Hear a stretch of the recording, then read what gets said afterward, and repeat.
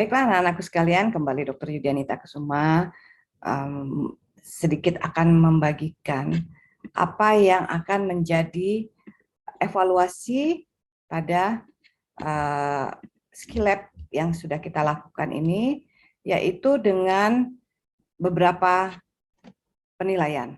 Ya, di sini saya akan menyampaikan bagaimana penilaian formatif yang akan dilakukan pada setiap mahasiswa yang melakukan skill lab ini, yang menilainya adalah instrukturnya.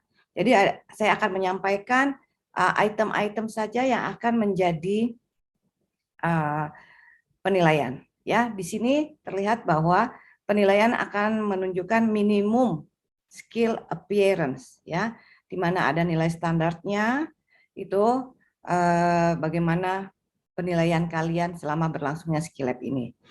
Yang akan dibagi dalam 4 item besar yang akan dinilai, yaitu adalah sikap, ya, kemudian persiapan kalian, selanjutnya adalah prosedur pemeriksaan dan tindakan apakah sudah benar atau tidak, dan kemudian komunikasi, informasi, dan edukasi.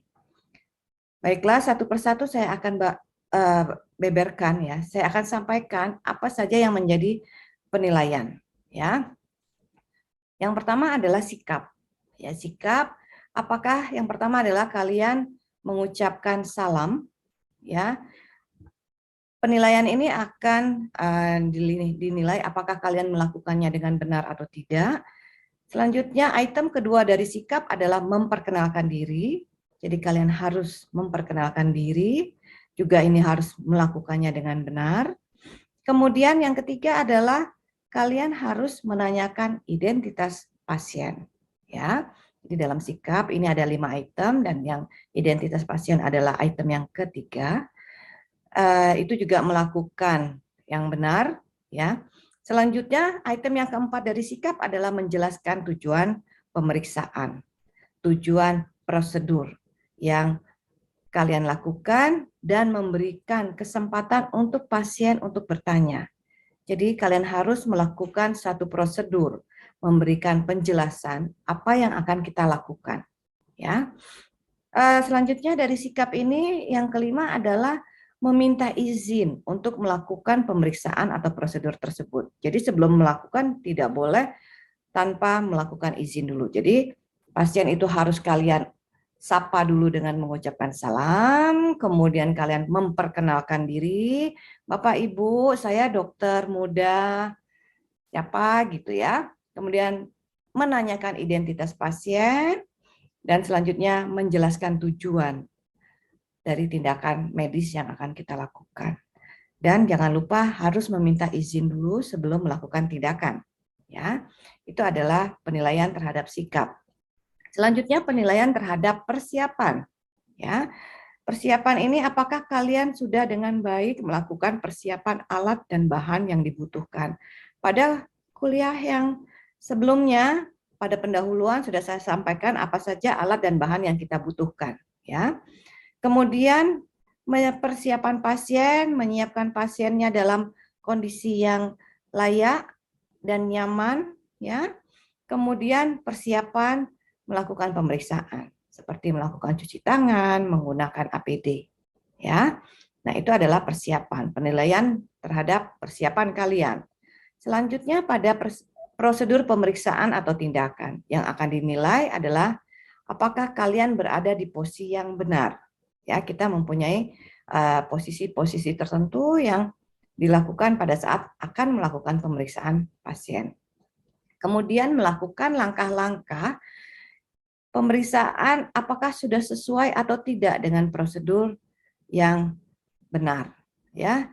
Apakah itu runut atau tidak. Jangan yang dari item yang pertama itu kamu lakukan terakhir. Kamu melakukan item yang terakhir dulu pada prosedur yang pertama, ya. Jadi langkah-langkah yang harus kamu lakukan harus sesuai dengan prosedur dan panduan yang tentunya kalian sudah tahu. Nah, selanjutnya dari penilaian prosedur pemeriksaan tindakan ini juga kalian akan dievaluasi pemeriksaan atau tindakan yang telah dilakukan. Apakah sudah benar atau tidak? Ya, apakah sudah sesuai dengan prosedurkah? Atau masih ada kesalahankah? atau memang tidak benar sama sekali, ya. Ini kalian akan dievaluasi. Nah, selanjutnya penilaian item yang keempat ya adalah komunikasi, informasi, dan edukasi. Setelah selesai, kalian melakukan, akan dinilai apakah kalian merapikan alat dan bahan yang sudah digunakan pada saat pemeriksaan pasien.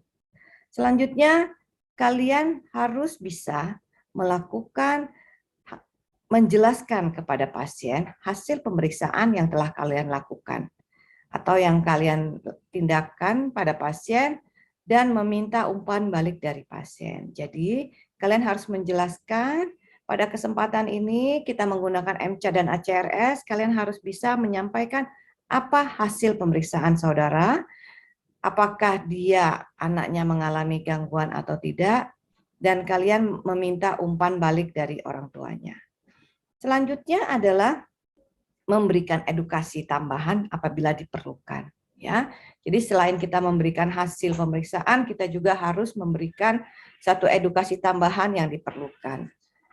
Dari penilaian ini kita semua akan bisa menilai secara keseluruhan apakah sudah bisa dilakukan dengan baik atau tidak.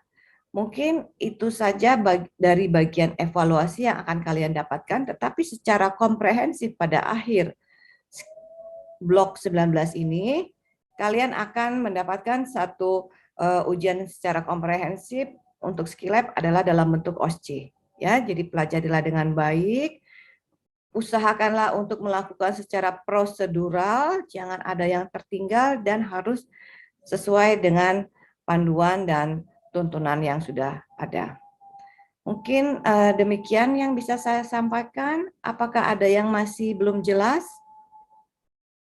Baiklah, kalau seandainya semuanya sudah jelas, mungkin kalian bisa melakukan dengan hal ini dengan sebaik-baiknya dan mendapatkan nilai yang sangat baik. Terima kasih. Wassalamualaikum warahmatullahi wabarakatuh.